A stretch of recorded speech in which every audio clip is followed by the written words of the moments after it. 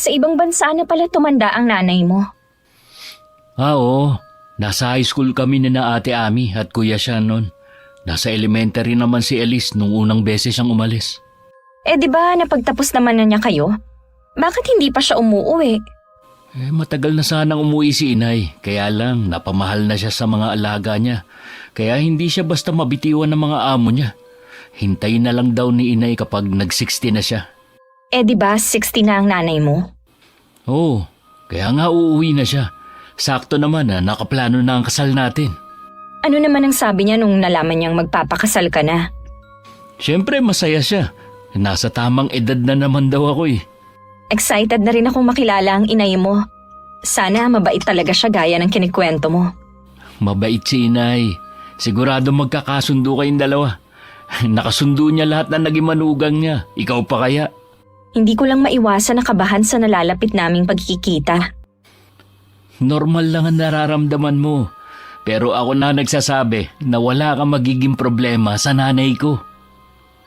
Ang pagiging maldita sa pamilya ng napangasawa kailanman hindi magdudulot ng tahimik na pagsasama. Lagi lang ito magdudulot ng away na sa huli. Pagkakasira ng pagsasama na nagsisimula pa lang. Magandang araw sa iyo, Miss Gwen, at sa mga kapwa ko taga-subaybay. Noon pang nasa ibang bansa ko, madalas na ako makinig sa mga kwento dito sa channel ninyo. Naging libangan ko na to para maibsan ang nararamdamang pangungulila sa mga anak ko. Hindi ko akalain na balang araw. Isa rin pala ako sa maeengganyo na sumulat sa inyo ng aking karanasan. Dati akong OFW sa Hong Kong at nung nag-60 ako, pinayagan na akong umuwi dito sa atin ng naging amo ko. Ang ikukwento ko ay tungkol sa manugang ko. Tawagin niyo na lamang akong Nanay Irma. Tubong Isabela at may 4 na anak. Kasalukuyang nasa 65 ang edad. Malakas at wala pang anumang iniindang sakit sa katawan. Ang pag-aalaga sa mga apo ang pinagkakaabalahan ko at pakikinig sa channel nyo. Nay, pasensya na po kung hindi ako nakasama sa pagsundo sa inyo sa airport ha. Ayos lang, anak. Sinabi naman ng mga kapatid mo na tumawag kang araw at sinabing may emergency sa bahay ng nobya mo. Kumusta na pala siya? Okay naman po siya ngayon. Hindi naman siyang isinugod namin sa ospital, kundi ang isa sa kasama niya sa bahay. Ganun ba? Kailan ko ba makikilala ang nobya mo, iho? Kapag okay na po yung kasama niya. Kwentuhan mo na lang muna ako tungkol sa kanya. Mabait po si Jane at pang-4 siya sa magkakapatid. Siya na lang ang walang asawa sa kanila. Yung mga magulang niya? Mababait din po sila at tanggap ako.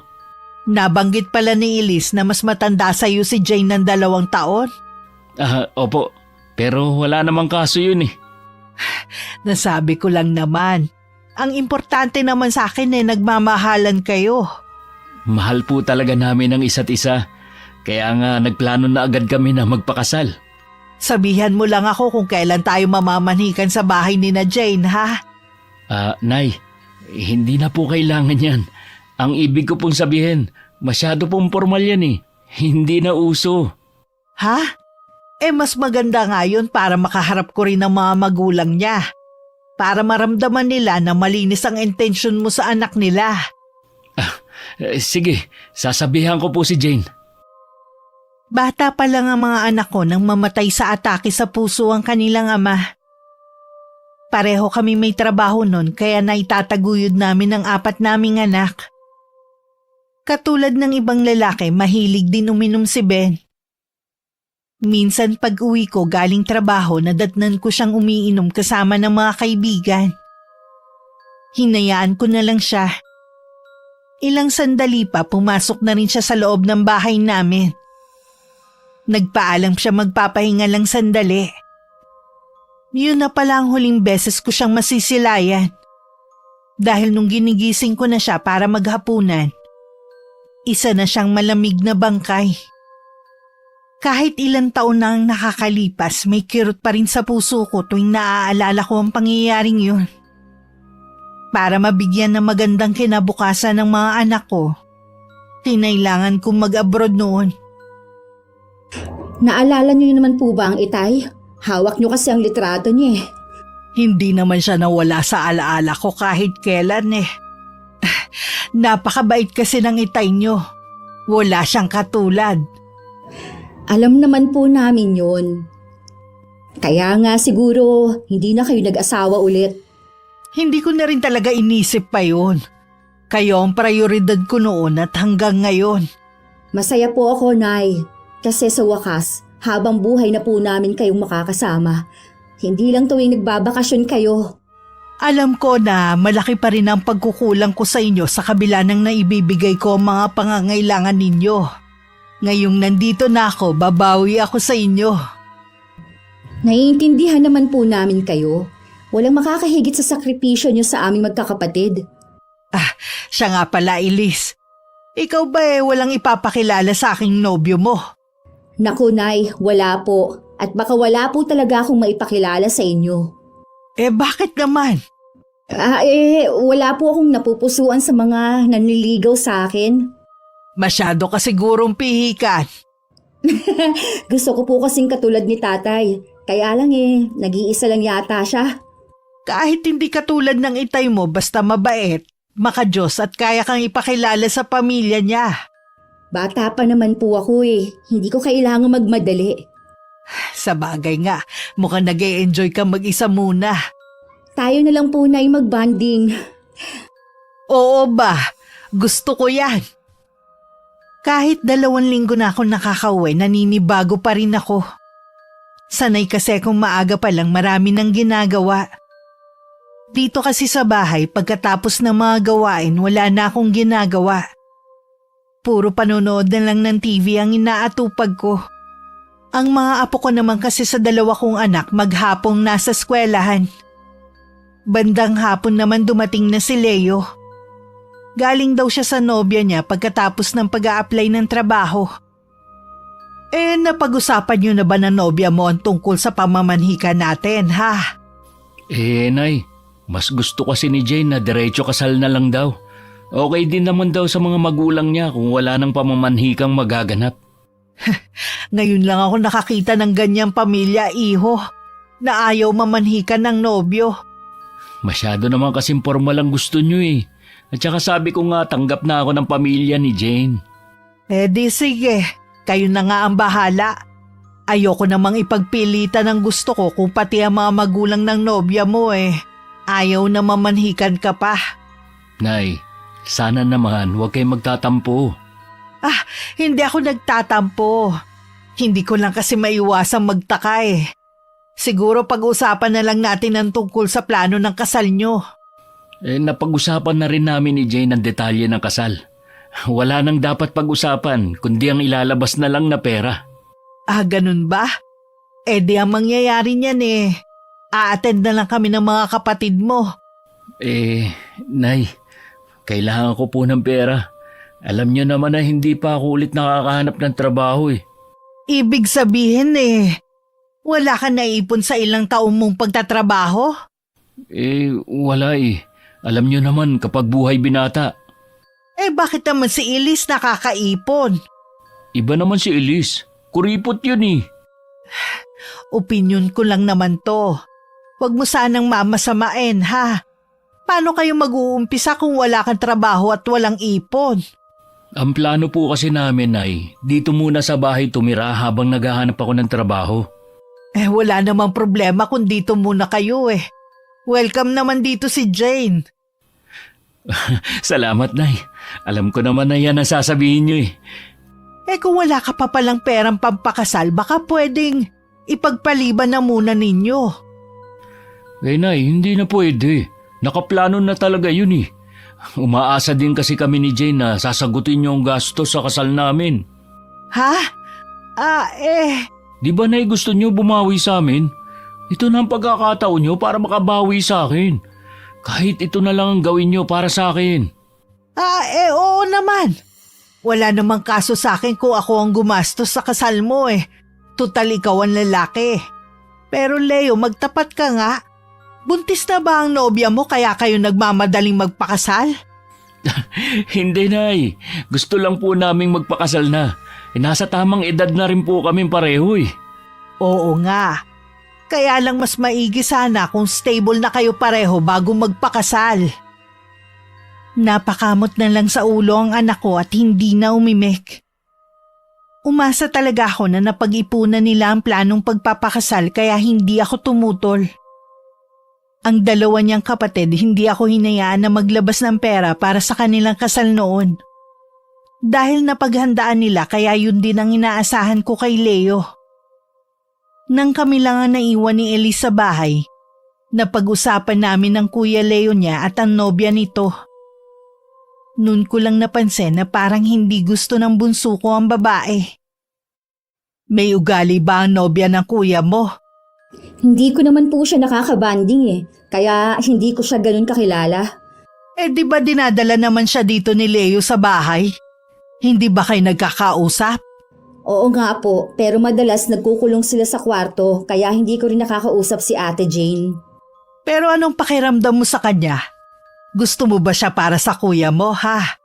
Si Kuya Leo naman po ang makikisama eh, hindi naman tayo. Sana lang bumukod sila pagkatapos ng kasal nila. Paano yan? Nagsabi ang kuya mo na dito muna sila. Nay, huwag niyo sabihin pumayag na kayo. Sabi naman ng kuya mo kapag nakahanap na siya ng trabaho bubukod naman sila. Sina Ate Ami at Kuya siya nun bumukod agad kahit umupa muna sila eh. Bakit hindi nila magawa? Anong ibabayad sa upa kung pareho walang trabaho? Oh, bakit sila magpapakasal kung pareho pa silang walang trabaho? Baka pati gastos sa kasal sa inyo pa pinasasagot ha? Ganun na nga. Kapal talaga ng dalawang yun. Pumayag akong gagastusan ng kasal nila pero hindi pwedeng sila ang masusunod. Pagkasyahin nila ang ibibigay kong halaga. Tama yon, Nay. Huwag niyong ubusin ang pera ninyo sa kanila, no? I-enjoy niyo ang pera niyo. Tapos na ang obligasyon ninyo sa amin. Napag-aral niyo na kami at naibigay ang mga pangangailangan namin. Hindi ko naman kayo matitiis kung sakaling kailangan niyo ang tulong ko. Alam naman po namin yun. Nag-usap na kami ni na Ate Ami at Kuya siya na ngayon pong wala na kayong trabaho Magbibigay kami sa inyo ng pera buwan-buwan. Sabihin mo sa kuya at ate mo, wag na kamo. Hindi ko rin tatanggapin. Sa pamilya na lang kamo nila ilaan. Hindi rin po sila papayag, kaya sa ayaw at sa gusto ninyo, tanggapin nyo na lang. Kayo talaga. Malaki na nga ang pagkukulang ko sa inyo Tapos ngayon ako pa talaga ang bibigyan ninyo. Puno naman ako ng kuryosidad na makilala na ang nobya ni Leo. Gusto ko na rin kasing makilatis itong mabuti. Kaya kinukulit ko na ang anak ko na dalhin na sa bahay. Binanggit ko rin sa kanya na limitado lang ang perang maibibigay ko sa kasal nila. Mabuti na rin yun para masabi niya kay Jane. At hindi siya umasa na bongga ang magiging kasal niya. Bakit ba nagmamadali ang nanay mo na makilala ako, ha? Natural, dahil ikakasal na tayo. At saka baka pag-uusapan na rin ang tungkol dun. Kailan ba niya ako pinapupunta? Kung pwede daw, sa Sabado na. Magluluto daw siya ng mga pagkain na iniluluto niya sa dating amo niya. Baka naman hindi masarap. Alam mo naman na maarte ang dila ako sa pagkain. Subukan mo lang. Baka magustuhan mo. Tuwing umuwi nun si inay, lagi niya kami pinagluluto. Masarap naman. Alanganin din kasi ang araw ng Sabado Hindi ba pwede na Linggo na lang? Hindi pwede kasi ng Linggo. Nagsisimba si inay at Elise. Iba't ibang simbahan ang pinupuntahan nila kaya gabi na sila nakakauwi. Akala mo naman kasi hindi kami magkikita ng nanay mo Hindi na naman siya aalis ng bansa. Excited na kasi yun na makilala ka. Sige na, pagbigyan mo na ang inay. Sige na nga, baka mamaya hindi pa matuloy ang kasal natin. Oo nga pala, tungkol sa kasal natin. Sagot na daw ni nanay kaya lang maliit na halaga lang ang ibibigay niya. Magkano naman ang ibibigay ng nanay mo? 100,000 lang daw ang kaya niyang ibigay Ha? Nagbibiro ka ba? Saan lang aabutin yun? Sabi ko nga dagdagan kahit 50,000 sige daw. Kulang pa rin yun. Baka naman magbibigay ang mga kapatid mo. Wala silang sinabi na magbibigay. Nung ikasal nga sila, hindi rin ako nag-ambag kaya malabo yun. Pangarap ko ang maikasal sa simbahan. Magsuot ng wedding dress. Gumawa ka naman ng paraan. May bibigay ko naman ang gusto mo pero kailangan natin maghintay. Gusto ko na ngang ikasal dahil 30 na ako. Pwede namang civil wedding na lang eh.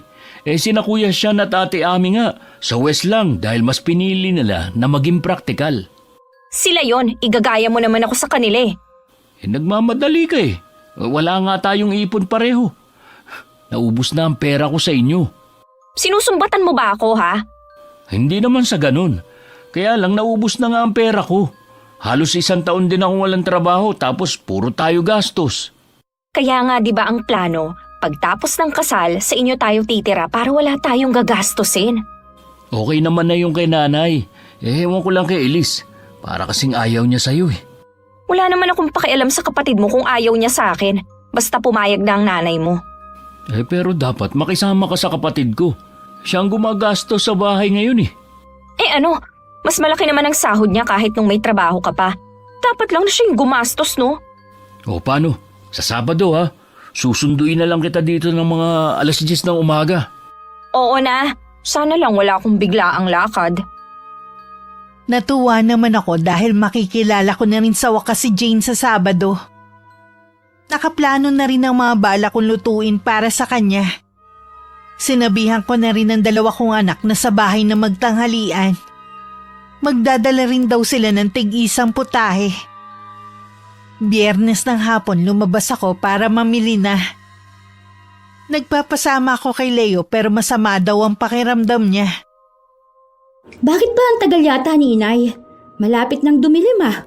Kanina pa ba siya umalis? Hapon na siya lumabas ng bahay eh. Sabi ko nga dapat maaga pa lang umalis na siya. Dapat kasi sinamahan mo na siya. Baka naninibago yun sa pag-grocery niya.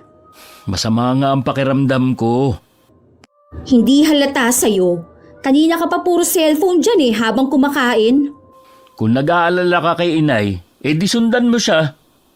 Kita mo ang kararating ko lang galing trabaho at hindi ko rin alam kung saan siya nag-grocery. Di tigilan mo ng pag-aalala mo dyan. Kanina ka pa Baka nakakalimutan mo. Kaya namimili si Inay para sa nobya mo na darating bukas. Pasalamat ka nga, pinaghahandaan kayo ni Inay. Wala na kayong gastos, hindi mo pa siya matulungan. Huwag mo nga ako masumbat-sumbatan ha. Si Inay nga walang sinasabi. Ikaw naman ang dami mong kuda. Paano kasi? Mula nang makilala mong girlfriend mo, nag-iba na ang ugali mo. Paano nag-iba? Kita mo? Kahit ikaw, hindi na napapansin ang biglang pagbabago dyan sa pag-uugali mo. Akala mo lang yun, pero hindi ako nagbabago. Talaga? Bakit hindi ka na naghanap ng trabaho? Mas gusto mong laging nakadikit sa babaeng yon? Anong magagawa ko kung hindi ako matanggap sa mga ina-applyan ko? Ang sabihin mo, simula nang maging kayo ng girlfriend mo, tinamad ka na. Pati pagpapakasal, pinasasagot mo kay Inay? Wala na ba talaga kayong kahihiyan ha? Huwag mong sabihin na naiinggit ka sa akin. Bakit naman ako maiinggit sa'yo ha? Kung sakali man na ikakasal ako, hindi ko ipasasagot kay Inay. Tumahimik ka na lang.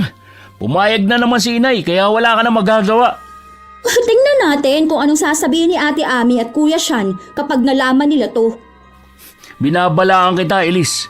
Wag na wag mong ipapahiya si Jane bukas ha. Dahil kung hindi, baka makalimutan ko na kapatid kita. Dumating ang araw ng Sabado. Maaga pa lang abala na ako sa pag-aasikaso ng mga lulutuin. Tumulong na nga rin ang anak ko at ang manugang kong babae sa paghiwa para mapabilis. Ang mga anak naman nila abala sa paglalaro sa sala. Natanaw lang naman namin. Ilang sandali pa nagpaalam na si Leo na susunduin ng nobya. Si Elise naman maaga pa lang umalis na. May mahalaga lang daw siyang gagawin kasama ng katrabaho. Hindi rin daw sigurado kung makakauwi para sa tanghalian. Pasado 12:00 na nang dumating sina Leo at Jane. Nagbeso-beso naman kami ng nobya niya at niyaya ko na silang kumain. Dahil maliit lang ang mesa, ang iba sa sala na lang naupo at hinayaan na kaming 3 sa hapagkainan. Natutuwa ko, Iha, na pinaunlakan mo ko na dito kumain ng tanghalian. Ang kulit po kasi ni Leo eh. Nahihiya kasi akong humarap sa inyo.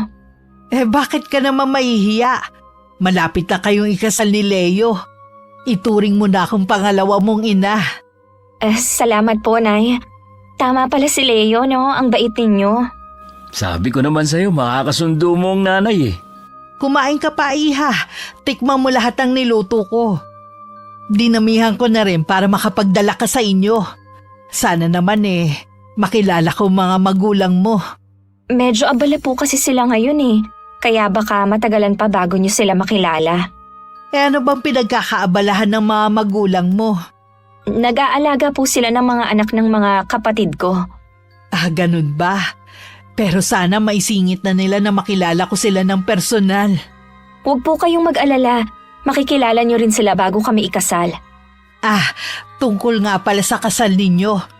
Pasensya na kayo kung yun lang ang nakalaan na budget, ha? Wala na po ba talagang ilalaki pa yun? Baka kasi kulangin. Plano ko po kasi nasa simbahan ikasal. Dalaga naman ako. Hindi naman siguro masama kung pangarap kong maikasal sa simbahan. Kasya naman yun, Iha, kung sa simbahan nyo balak magpakasal. Yun nga lang simple lang talaga. Yun nga lang po, hindi magiging bongga katulad ng kasal ng mga kakilala ko. Alam mo, Iha, ang dalawa kong anak sa West lang ikinasal. Ang importante naman kasi, ang panghabang buhay na pagsasama. Nagbabakasakali lang naman po ako kung mapagbibigyan nyo kami. Kung gusto nyo pala ng bonggang kasal, dapat noon pa lang nag-ipon na kayo. Yung mga anak ng kakilala ko, hindi na sila umaasa sa mga magulang nila. Iba naman po sila. Hindi nyo kailangan na ikumpara kami sa kanila. Baka akala mo, Iha, marami akong pera. Dahil matagal ako nagtrabaho sa abroad. Ang tanging yaman na masasabi ko, yun na pagtapos ko ang mga anak ko at naipagawa ang bahay na ito. Wala akong malaking baon na dala. Plano pa nga ng 3 kong anak, bigyan ako buwan-buwan ng panggastos Naiintindihan ko naman po kayo. Kung wala talaga, hindi naman ako mamimilit. Salamat naman, Iha, at nauunawaan mo ko. Nang matapos ang tanghalian, niyaya ko muna sa sala si Jane at marami akong tinanong sa kanya. Napansin ko lang na hindi siya mapakali at halata ang pag-iwas niya sa mga tanong ko. Hindi ko tuloy maiwasang pagdudahan siya. Ilang sandali pa nagpaalam na si Leo na ihahatid na ang nobya. Baka raw kasi hinahanap na sa kanila. Napansin ko na hindi niyo masyadong kinakausap si Jane. Pinapakihirapan naman po namin siya na maayos Sapat na po yun. Oo nga, Nay. Siya nga, hindi man lang kami binati kahit noon Para kaming hangin na dinadaan-daanan lang noon. May ugali palang babaeng yun. Opo, Nay. Sila yun naman po ang makikisama sa kanya hindi naman kami. Nay, sana naman po huwag kayong pumayag na dito sila titira. Kung hindi ko sila papayagan na dumito, saan naman sila titira? Hayaan nyo na po sila sa pamilya ng babae makipisan. Ayoko sanang sabihin to sa inyo, Nay. Iba na ang ugali ni Leo. Totoo yan, Nay. Ayaw lang namin na magkaroon kayo ng problema. Siguro kailangan kong kausapin ng masinsinan ng kapatid nyo. Baka nga hindi makakabuti sa kanya ang babaeng yun. Sa uli, pagsisihan niya ang pagpapakasal. Isa pa, Nay, pare-pareho kami ng nararamdaman. Mabigat ang dugo namin sa babaeng yun. Mahirap pong baliwalain ang ganitong kutob. Ang totoo niyan ganun din ang pakiramdam ko kay Jane. Para bang meron pa siyang tinatagong ugali. Naisip ko na tama naman ng mga anak ko. Hindi pwedeng baliwalain na lang namin ang kutob na nararamdaman namin. Baka babala rin kasi yun para pigilan namin ang planong kasal ng dalawa. Labis tuloy ang pag-aalala ko ngayon kumpara nung nasa abroad pa ako. Samantala, hindi muna umuwi sina Leo at Jane.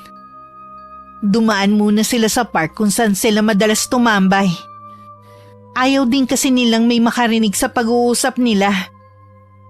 Sabi ko sa'yo Mabait si Inay, di ba? Oo, mabait nga. Kumpara sa mga kapatid mo. Huwag mo na lang silang pansinin. Hindi naman sila ang pakikisamahan mo eh. Kaya lang hindi ko nagustuhan ng ideya na tinitipid ng nanay mo ang kasal natin. Kasya naman na yun. Siguro bonggahan na lang natin ang suot mong wedding dress. Tapos sa mga bisita simple lang ang damit nila. Malalapit na kamag-anak at kaibigan lang ang imbitahan natin. Alam mong malaking pamilya kami. Gusto kong imbitahin yung mga kamag-anak na hinamak ang pagkatao ko.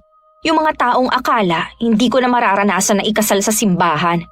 Kalimutan mo na kasi sila. Ang importante naman, magkakasama na tayo habang buhay. Mahalaga din naman sa akin yan. Pero importante rin sa akin na maipamukha sa mga kamag-anak namin ang ginawa nila sa akin. Ayoko naman pilitin si Inay. Baka mamaya umurong pa yun. Hindi ko pa naman hawak ang pera. Baka mga kapatid mo pwede silang mag-ambag. Kilala ko ang mga yun. Hindi sila magbibigay sa akin. Ang dadamot naman pala nila. Mga professional pa naman sila, hindi naman maaasahan. Si nanay lang ang maaasahan natin. Talaga bang walang pera ang nanay mo? Para kasi hindi lang kapanipaniwala eh. Tagal niya kaya sa ibang bansa. Ayaw niya lang siguro na maubos ang pera niya. Siyempre nga naman, wala na siyang trabaho dito. Aanhin pa ba niya ang pera kung wala na naman siyang pagkakagastusan? Mahirap din naman kasi kung mauubusan siya. Paano kung magkasakit siya bigla? Hindi naman siguro siya pababayaan ng mga kapatid mo. Wala na akong magagawa kung yun lang ang kaya niyang ibigay. Ayoko na mamilit pa. Kainis naman. Minsan na nga lang ako ikakasal, hindi pa bongga.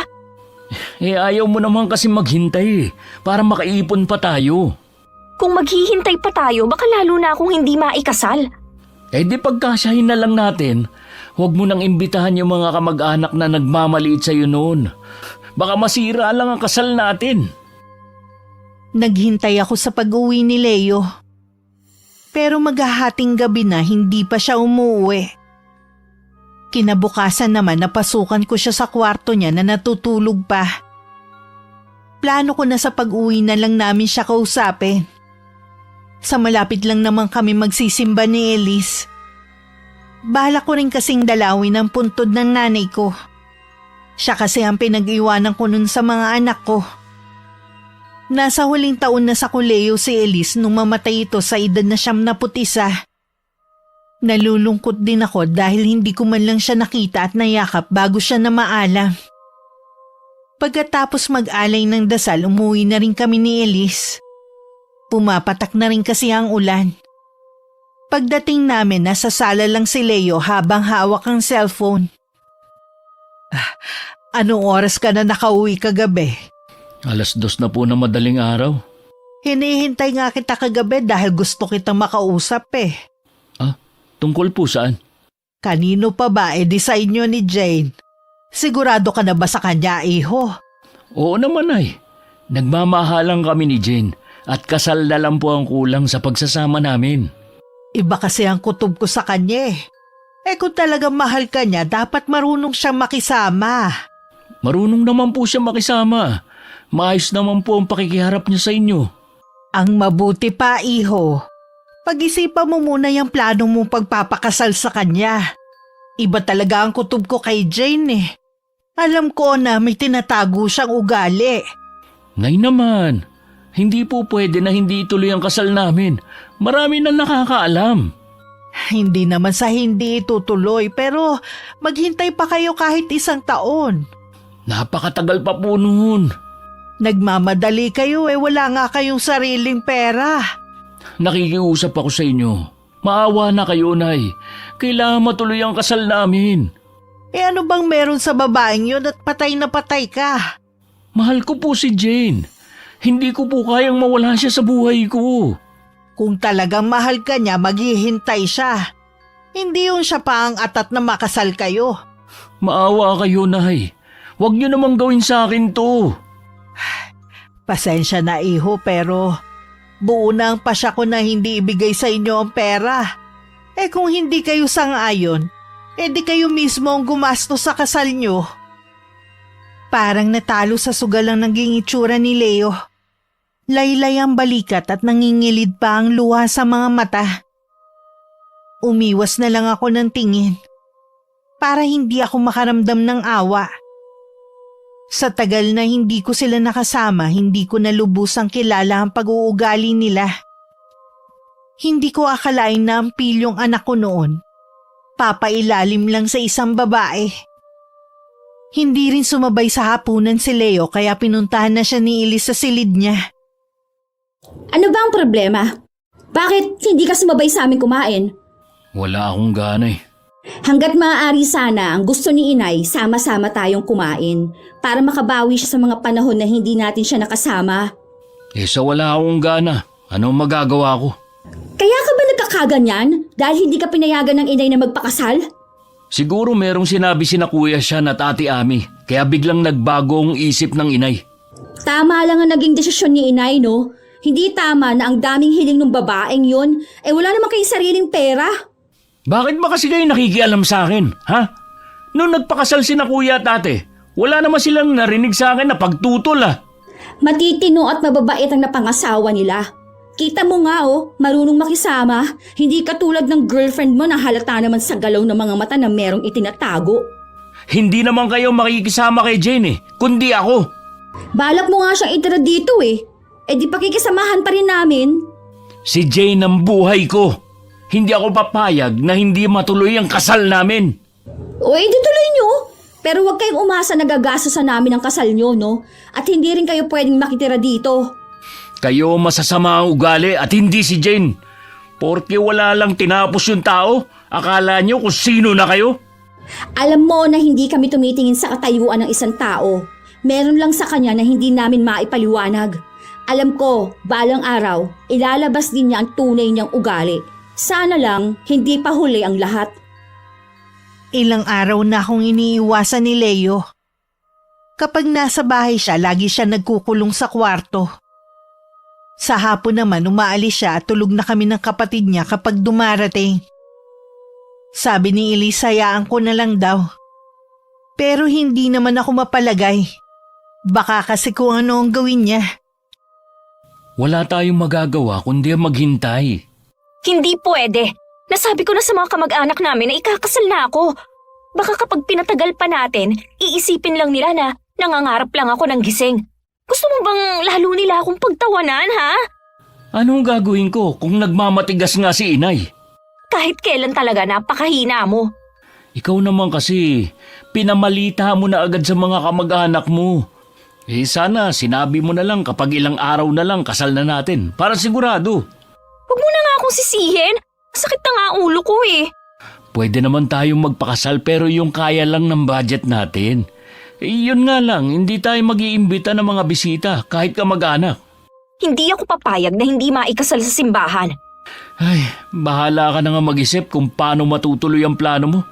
Pagod na ako Ano ba kasi ang inaayawan sa akin ng nanay mo at nagbago ang isip niya?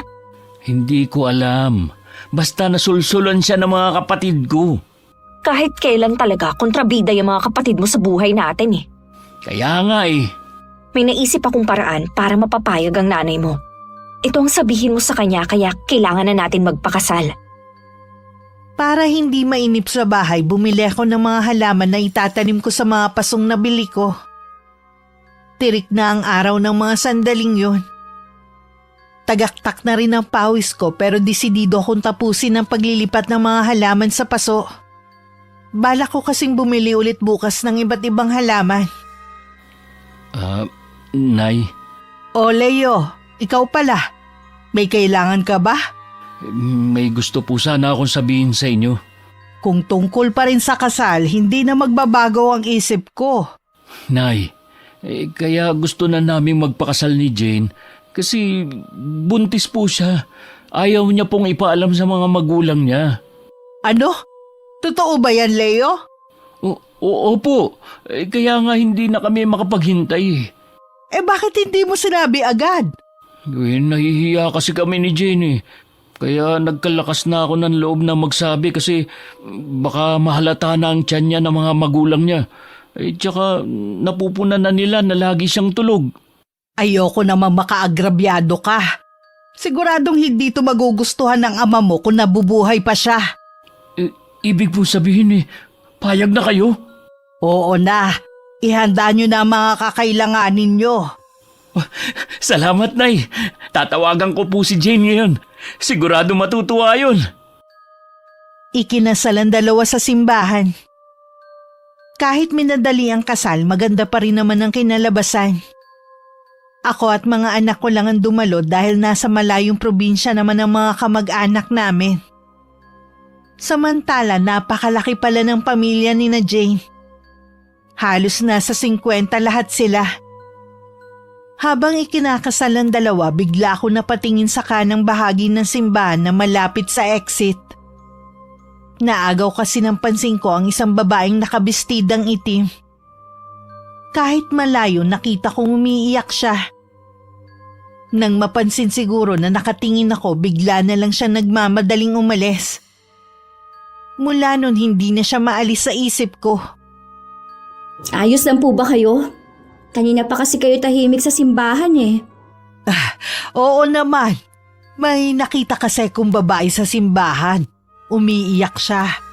Nang makita niya akong nakatingin sa kanya, bigla siyang umalis. Baka naman po napadaan lang sa simbahan tapos nagdadasal. Nagkataon lang siguro na kasal nung dalawa. Siguro nga hindi niya alam na may ginaganap na kasal. Ang laki po pala ng pamilya ni Ate Jane, no? Oo nga, nagulat nga rin ako eh. Kanina na sa reception, napansin niyo ba yung dalagitan na laging nakadikit kay Ate Jane? Oo, hindi ba yun ang bunso niyang kapatid? Kamukha niya kasi eh. Ang alam ko po kasi, lalaki ang bunso nila at matanda lang ako ng ilang taon.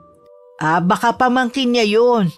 Ewan ko lang po kung nagkamali lang ako ng dinig ha, pero narinig ko kasing tinawag siyang mama. Sa dami ng mga tao kanina, malamang nagkamali ka lang ng dinig. Siguro nga po. O paano, Nay? Papasok na ako sa kwarto ko ha. Bumalik naman sa isip ko ang babaeng nakita ko kanina sa simbahan. Ang luhaan nitong mukha na puno ng paghihinagpis. Napansin ko rin maganda yun higit sa manugang ko. Samantala, hindi pa rin masaya si Jane. Kahit kasi naibigay ko sa kanya ang kasal na hinihingi, hindi naman ang honeymoon na gusto niya. Dapat nga maging masaya ka eh. Natupad din ang gusto mong kasal. Hindi nga makapaniwala mga kamag-anak niyo eh, na ganun ang kasal natin. Paano ako magiging masaya? Pagkatapos ng kasal, dito lang tayo sa bahay namin. Akala ko ba doon tayo sa inyo? Di ba pinaliwanag ko na sa'yo? Alam mo naman na napakarami namin dito. Bali 3 pamilya na tayong nagsisiksikan dito eh. Bukas na bukas din. Maghahanap na ako ng trabaho para makaupan na tayo ng bahay. Akala mo naman ganun kadali. Paano yung pang-araw-araw natin dito? Gamitin muna natin yung bigay ng mga ninong at ninang natin. Sabi ko nga sa'yo, mas makakatipid tayo kung dun muna tayo sa inyo. Ayaw nga ni Inay. Ayaw ng nanay mo o yung maldita mong kapatid? Huwag mo naman sanang sagarin ang pamilya ko. Pinagbigyan ka na nga eh. Mag-asawa na tayo. Obligasyon mo na bigyan ako ng maginhawang buhay. Alam ko naman yun. Kaya nga maghahanap ako ng trabaho eh.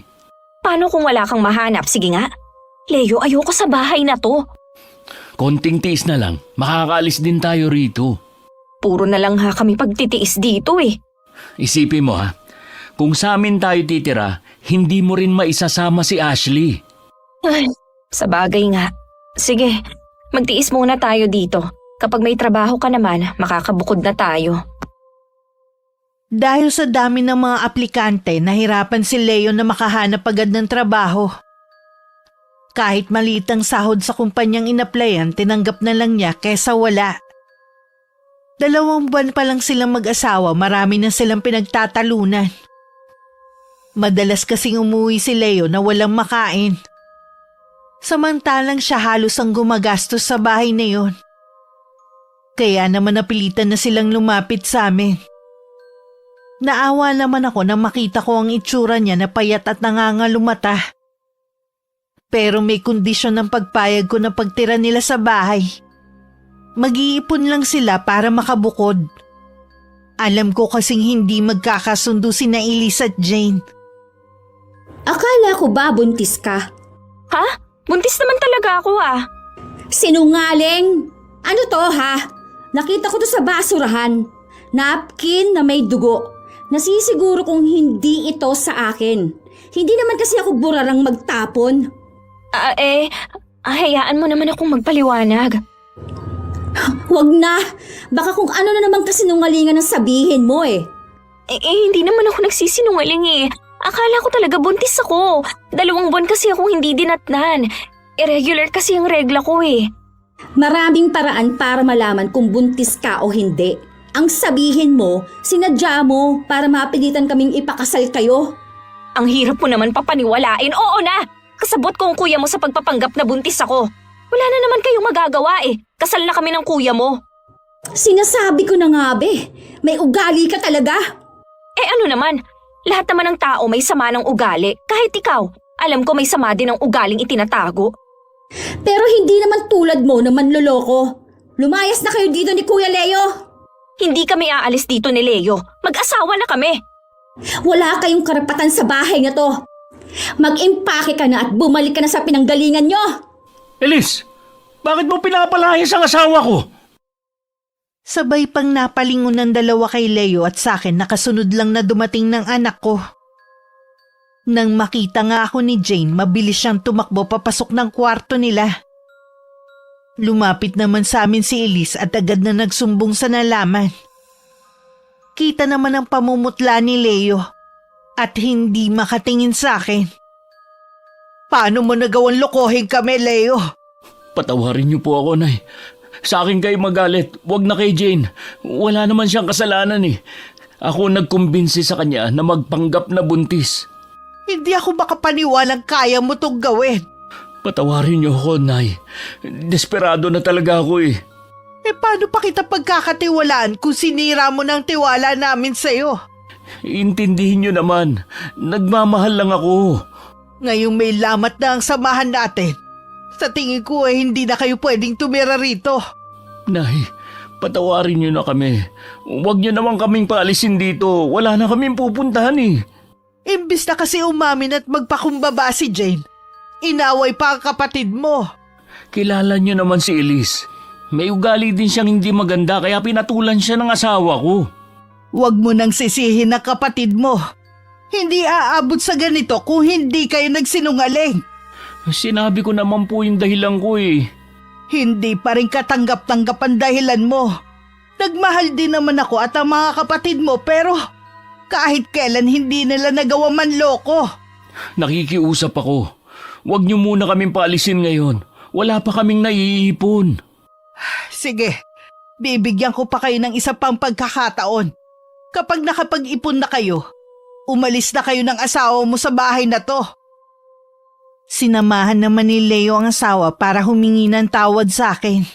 Pero pakiramdam ko hindi naman taus-puso ang paghingi ni Jane ng tawad. Tinanggap ko na lang para matapos na ang usapan. Tuloy pa rin naman ang ginagawa namin ni Elise na pagbisita sa iba't ibang simbahan. Nang araw na yon medyo malayo ang pinuntahan namin. Kaya malalim na ang gabi nang makauwi kami. Tulog na ang mga kasama namin sa bahay. Kinabukasan nagising ako sa tili ni Elise. Nagulat kasi siya sa paglabas ng isang dalagita sa banyo namin. Oy, bakit hindi ka makasagot? Ano ang ginagawa ng batang yun sa bahay natin? Sinundo kasi namin kahapon si Ashley sa kanila. Nagpapunta ka dito nang hindi man lang nagpapaalam sa amin ni Inay? Muntik na akong atakihin kanina nang lumabas siya sa banyo ah. Pasensya na. Hindi ko naman alam na maaga siyang babangon eh.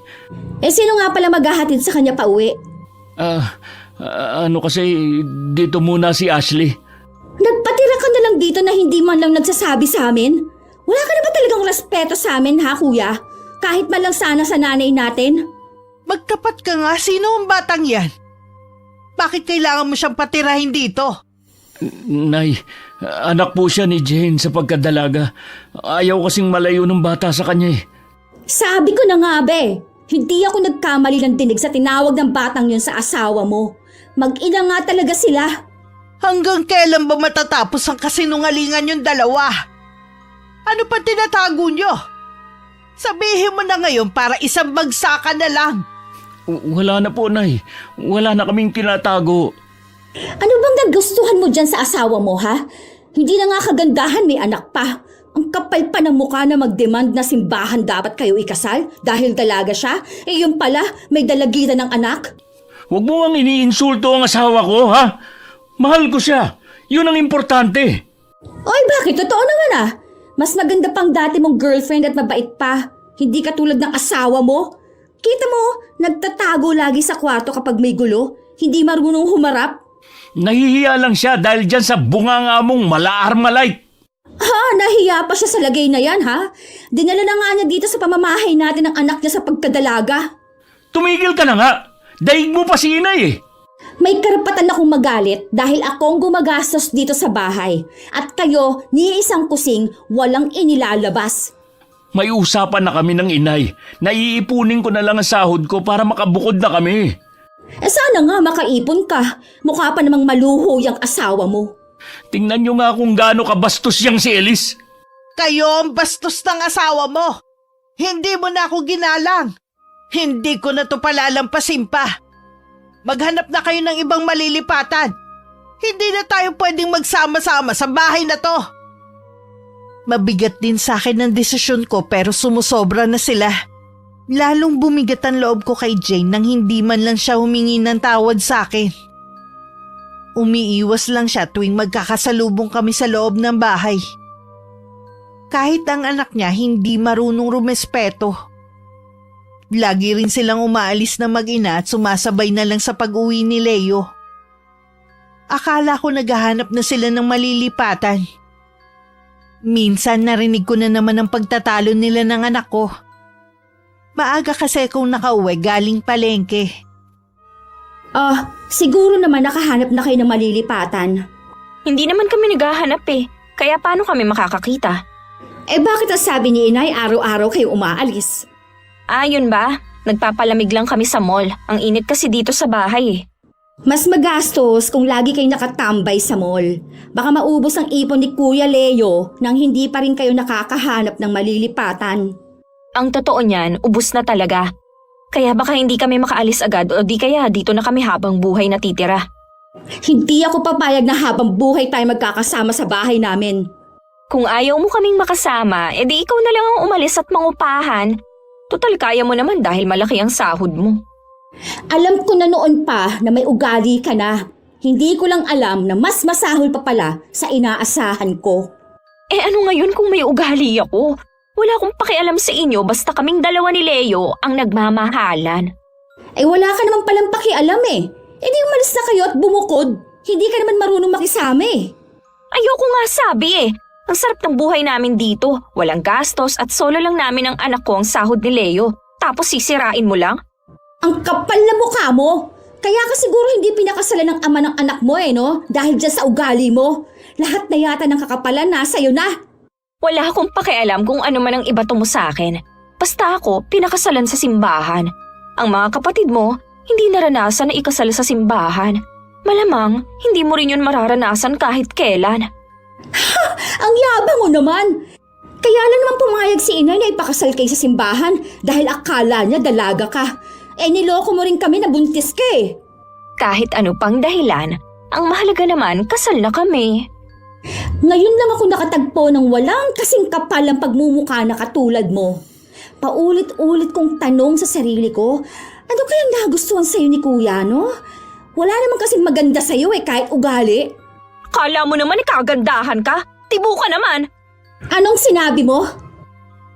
Bago pa mauwi sa sabunutan ng pag-aaway ng dalawa, lumapit na ako. Sabay pa silang napatingin sa akin. Inilapag ko lang ang mga pinamili ko at sinabihan si Jane na gusto ko siyang makausap. Inutusan ko na lang si Elise na ayusin ang mga pinamalengke ko. Ayoko muna siyang makisali sa usapan namin ng manugang ko. Talaga bang wala ka ng respeto sa pamamahay namin, ha? Yung anak niyo po ang nag-umpisa. Narinig ko lahat ng mga pinag-usapan niyo. Anong sinasabi mo na wala kayong balak ng bumukod? Si Leo na lang po ang kausapin ninyo sa bagay na yan. Kakausapin ko talaga siya. Nakikitira lang kayo dito ng anak mo kahit hindi siya marunong rumespeto sa amin dito. Parang hindi kami nakikita. Hindi man lang marunong mag-alok kapag kumakain. Ano? Hindi mo ba tinuturuan ng magandang asal ang anak mo? Nahihiya lang po siya sa inyo kaya tahimik. Pero hindi ka nahiya na dalhin dito ang anak mo. Alam ko po na masama ang tingin niyo sa akin. Pero sana naman tignan niyo rin kung anong pagkatao ng anak niyo. Ano naman ang tungkol kay Elise? Hindi niyo ba alam na nakikipag-date yan sa kapwa babae? Nakakadiri. Akala mo kung sinong malinis? Subukan mo ulit insultuhin ang anak ko. Ako mismo ang magpapalaya sa inyo rito. Nagsasabi naman ako ng totoo. Tomboy ang anak ninyo. Matagal ko nang alam yan. Alam niyo po? Oh, bakit nagulat ka? Nanay niya ako. Kaya natural lang na alam ko. Sabi po kasi ni Leo, posible na hindi niyo alam. Ako pa ba ang hindi makakaalam? Nasa abroad pa lang ako, alam ko na yan. Kaya subukan mo ulit na insultuhin ang pagkatao ng anak ko. Mananagot ka sa akin. Pasensya na po, Nay. Hindi na mauulit. Maghapon na hindi lumabas ng kwarto si Jane at anak niya. Umiiwas naman sa akin si Elise. Alam kong nahihiya siya sa akin. Binigyan ko muna siya ng oras para makapag-isip. Hindi ko naman talaga alaman tungkol sa pagkatao niya. Sinabi ko lang yung kay Jane para pagtakpan siya. Nang dumating si Leo, nagmano lang siya at saka pumasok na sa loob ng kwarto nila. Dinig naman sa labas ang pagtatalo nila mag-asawa.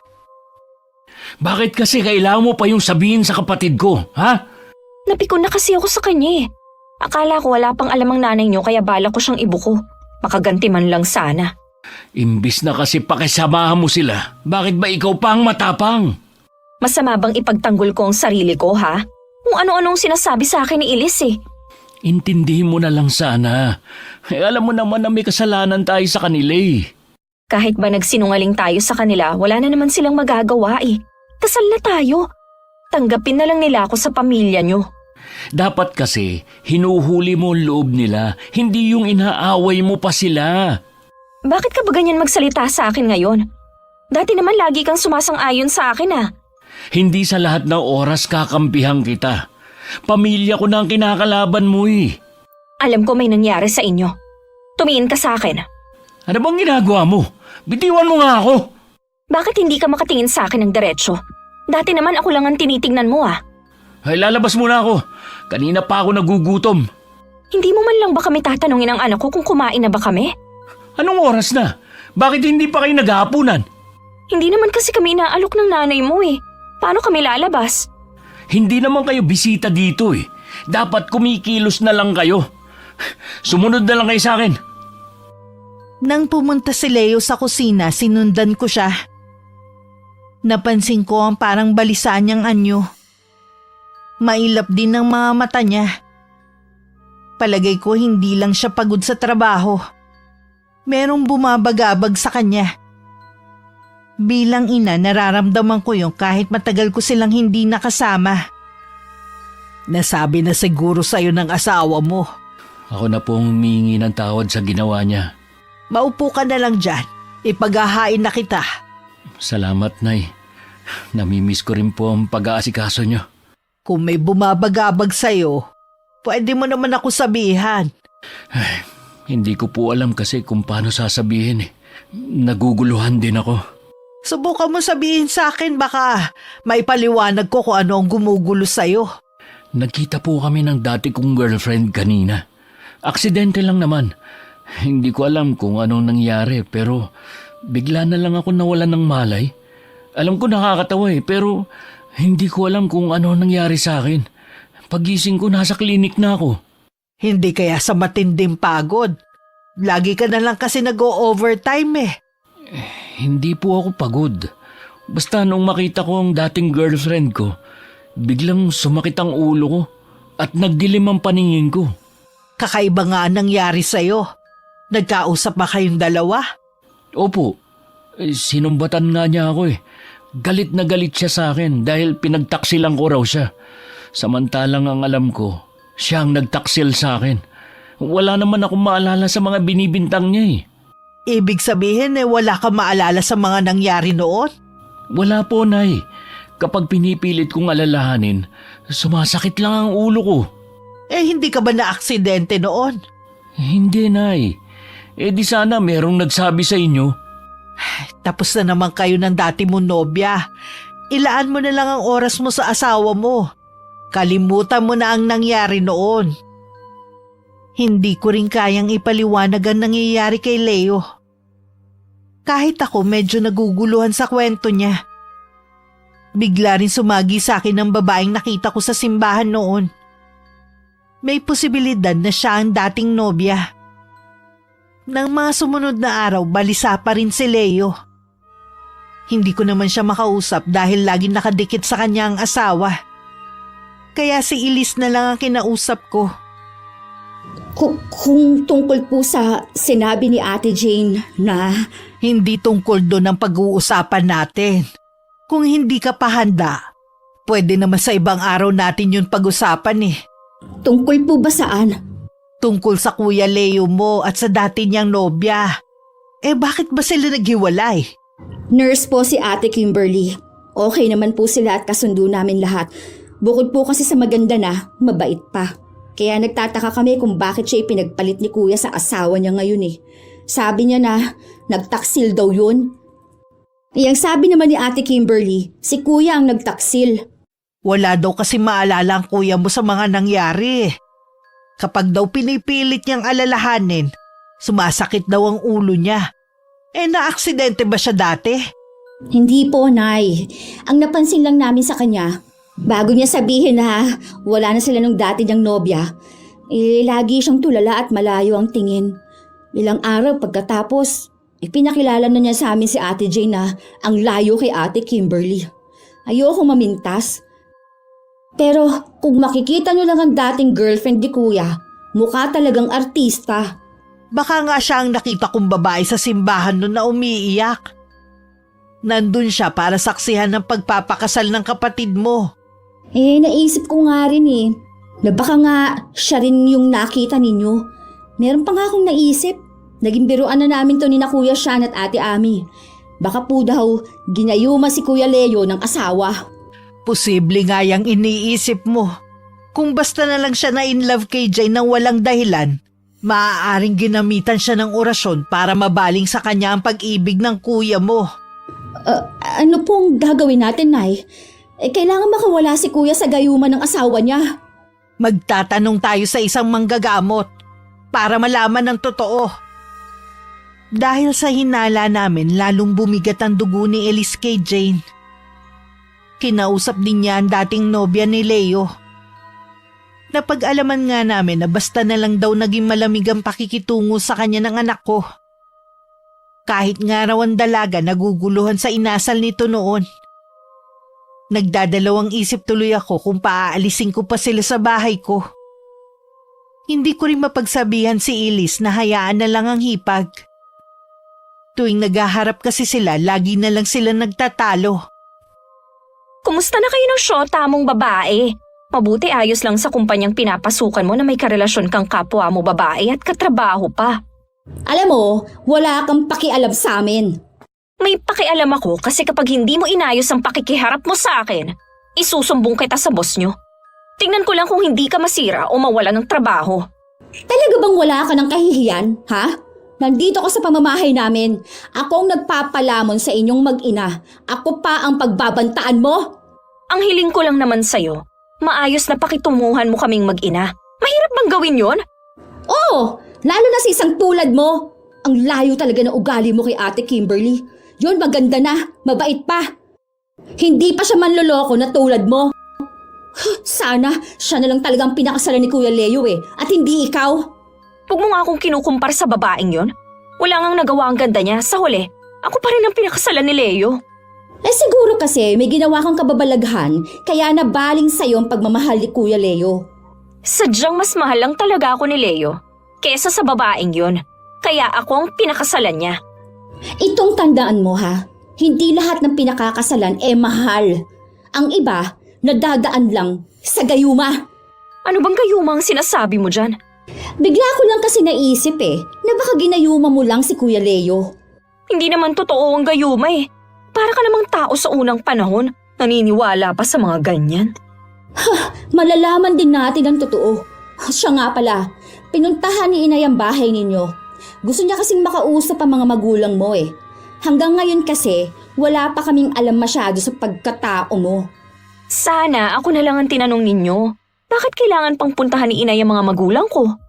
Naku, hindi ka na namin tatanungin. Baka mamaya kasi, puro kasinungalingan na naman ang sasabihin mo sa amin. Mga wala talaga kayong kwentang tao. Pagbabayaran ninyo to, lalo ka na! Ikaw ang magbabayad ng malaki. Pagsisisihan mo na ipinagsiksikan mong sarili mo kay Kuya Leo at dito ka sa bahay namin. Oras na malaman namin ginayuma mo lang ang kapatid ko, ako mismo ang kakaladkad sa inyong mag-ina. Palabas sa bahay na to! Hindi ko ginayuma si Leo. Nagmamahalan lang kami. Marami ako natuklasan sa pagkatao ni Jane na makausap ko ang kanyang mga magulang at kapatid na kapisan pa sa bahay. Galit din pala ang mga kapatid na manugang ko sa kanya dahil sa ugali nito. Sabi nga ng ate niya sa kanilang magkakapatid, ito daw ang kakaiba ang pag-uugali. Kahit anong buti daw ang gawin dito, hindi marunong magpasalamat. Nagulat pa ako nang sabihin ng isa pang kapatid na malas lang daw ni Leo at ang kapatid nila ang napangasawa. Sa tingin ko naman hindi naman nila sinisiraan ng manugang ko. Sinagot lang nila ang mga tanong ko. Nagkausap na ba kayo ulit ni Ate Kimberly? Oo, pero bakit ganun? Tuwing nag-uusap kami, biglang sumasakit ang ulo ko. Baka nga tama ang hinala namin ni Nanay. Ginayuma ka lang ng asawa mo. Si Ate Kimberly pa rin ang totoong mahal mo. Si Jane na ang mahal ko. Huwag mo sanang guluhin ang isip ko. Gusto nga kitang tulungan eh. Alam ko na hindi mo gustong sitwasyon mo ngayon. Hayaan mo na lang kami ni Jane. Pakisabi rin kay Kimberly na tigilan niya na ako. Huwag siyang basta na lang sumusulpot kung saan. Ayaw mo ba talagang tulungan ang sarili mo, ha? Hindi mo naman totoong mahal yang si Jane eh. Ginayuma ka lang niya, kuya. Tumigil ka na nga sa kakasabi na ginayuma ako ni Jane. Hindi totoong gayuma na yan. Ay, mabuti pa magpahinga ka na lang. Mukhang pagod ka na eh. Alam ko, nagalit ka sa asawa ko dahil sa ginawa niyang pagsisinungaling. Pero kasal na kami. Wala na kayong magagawa kundi tanggapin siya. Dahil abala ako sa paghahanap ng solusyon kung paano matutulungan ang anak kong si Leo, madalas na wala ako sa bahay. Hindi ko alam na lumalala na pala ang hidwaan sa pagitan ni Elise at ng manugang ko. Isang hapon pag-uwi ko nadatnan ko silang nagsasabunutan. Mabilis ko silang nilapitan at pinaghiwalay. Ano ba nangyayari dito? Bakit nag-aaway na naman kayo? Kakalipuhin kong babaeng yan! Napakawalang hiya! Nay, siyang unang sumugod sa akin. Kumakain lang kami ng anak ko. Nakipaghiwalay sa akin si Agnes dahil sa kanya. Tinatakot niya na ikakalat ang mga litrato namin sa trabaho. Gusto niya ako mapahamak. Hindi ka ba talaga nag-iisip, ha, Jane? Si Elise ang gumagastos sa bahay na to. Tapos gusto mo siyang matanggal sa trabaho? Hindi naman po yun ang intensyon ko. Sinungaling! Alam mong bawal ang relasyon namin kaya tinatakot mo si Agnes para iwan ako. Ang sama mo! Alam mong bawal pala, bakit nakikipagrelasyon ka pa? Wala ka ng pakialam! Intindihin mo na lang sana ang buhay ninyo mag-ina. Ikaw rin naman nakikialam sa buhay naming mag-asawa.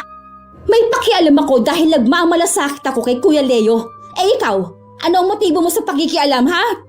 Ang mabuti pa, Jane, mag-impake na kayong mag-ina at umalis na kayo sa bahay na to. Pasusunurin ko na lang sa inyo si Leo. Pero Nay, wala po kaming ibang mapupuntahan. Nakausap ko na ang mga magulang mo. Sinabi kong ibabalik kita sa kanila. Hindi na namin kaya ang ugali mo. Ang mga magulang mo kaya kanilang pagtiisan. Hindi ko kayang makita na unti-unti mong sinisira ang pamilya namin. Nay, kung ano man po ang nagawa ko, patawarin niyo na ako. Ayokong umalis dito.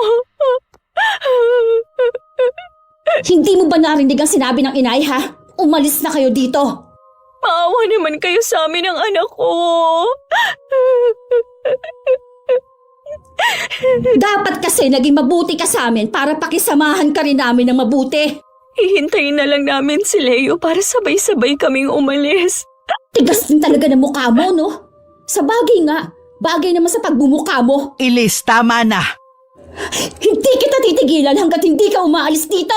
At kahit wala na kayo sa bahay na to, pagbabayarin kita sa ginawa mong pakikialam sa buhay ko. Kahit mga kapatid ko, hindi nakikialam sa akin. Bukod tanging ikaw lang ang nanghimasok sa buhay ko. Habang pinagmamasdan ko si Elise habang galit na nakatunghay sa manugang ko, bigla ko naalala sa kanya si inay. Bihira lang kasing magalit yun pero matindi. Nung gabi na dumating si Leo. Nakikiusap siya sa akin na kung pwede na wag na silang paalisin. Naghahanap naman daw sila ng bahay. Bilang ina, hindi ko na naman natiis na hindi siya pagbigyan. Noon ko lang napagtanto na siya ang pinakamahina ang loob sa 4 kong anak. Hindi ko lang inakala na ang desisyon kong ito ang magtutulak kay Elise na gumawa ng isang bagay na magpapahamak sa manugang ko. Bakit kinakausap ka ng kapatid mo? Hindi ko na nagugustuhan ang ginagawa mo. Mahirap ba para sa iyong pakisamahan ng pamilya ko? Sila naman tong may problema eh. Ikaw ang may problema. Hindi ka marunong makisama. Bakit ba ganyan ka na naman sa akin? Dahil sumusobra ka na. Gulong-gulo na nga ako eh. Puro pa problema, dinadatnan ko pag-uwi.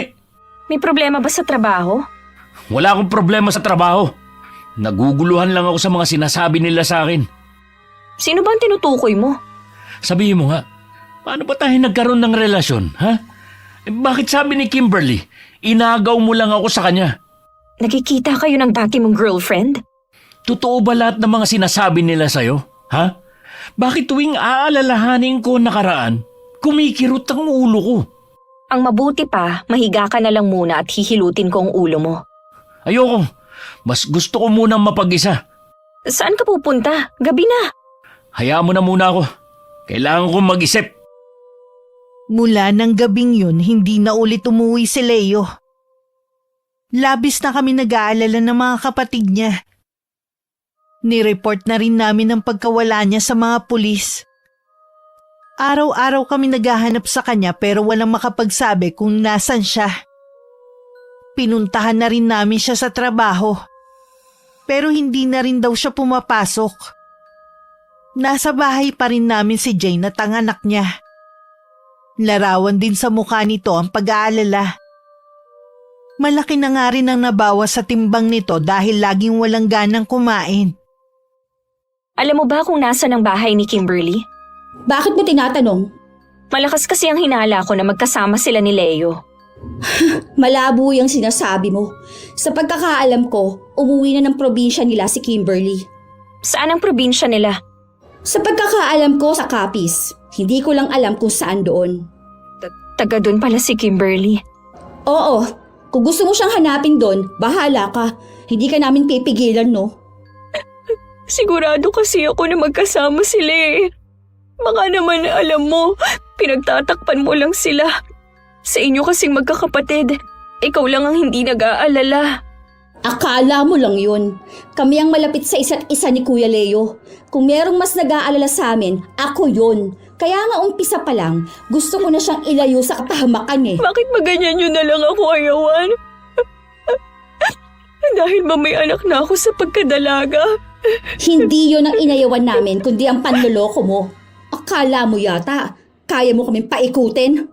Patawarin mo na ako, Elise. Kung may nagawa man akong kasalanan sa'yo. Hindi na kita mapapatawad pa. Sinira mo na ang kapatid ko. Pati kami ni Agnes sinira mo rin. Hindi mo ko kilala kung paano akong magalit. Kung ako sa inyo, bumalik na kayo ng anak mo sa inyo. Hindi kami aalis dito. Hihintayin ko na bumalik si Leo. Alam ko babalikan niya kami dahil mahal na mahal niya ako.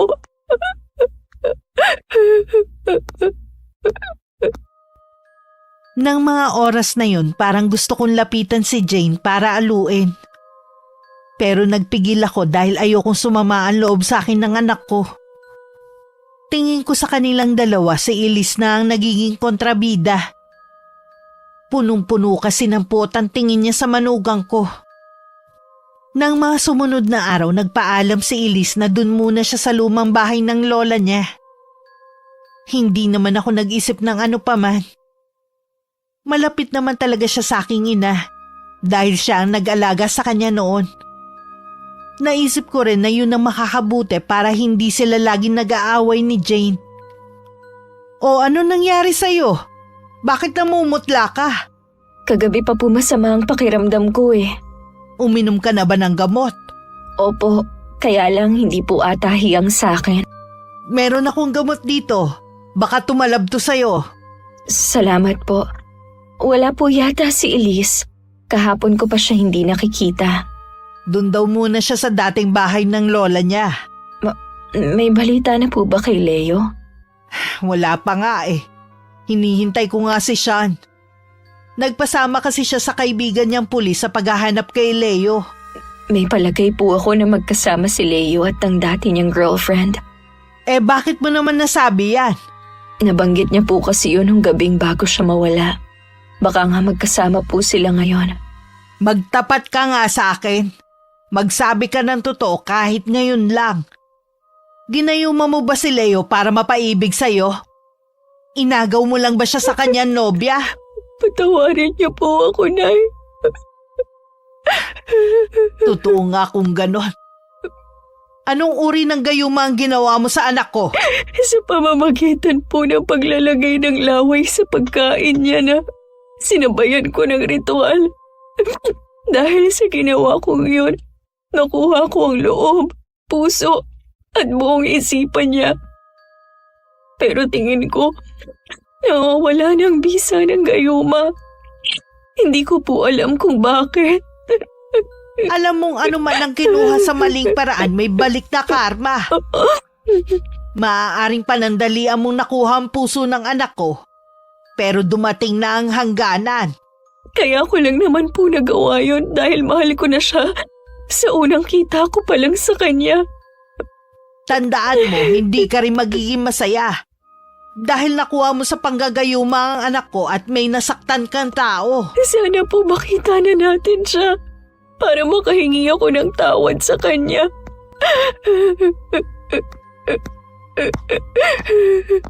Makikita rin natin siya. Huwag lang tayong mawawala ng pag-asa.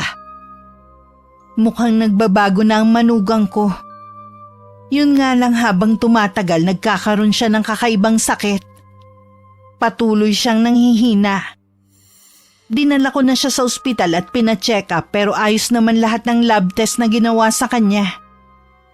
Kumausap din ako ng espesyalista. Naalala ko kasi ang kaibigan ng amo ko noon hindi agad nakita ang sakit niya. Nang maglaon malala na pala hanggang sa bawian na ng buhay. Pero gaya ng mga naunang resulta, wala naman nakitang sakit sa manugang ko na labis kong pinagtataka. Mabuti naman umuwi ka na ngayon.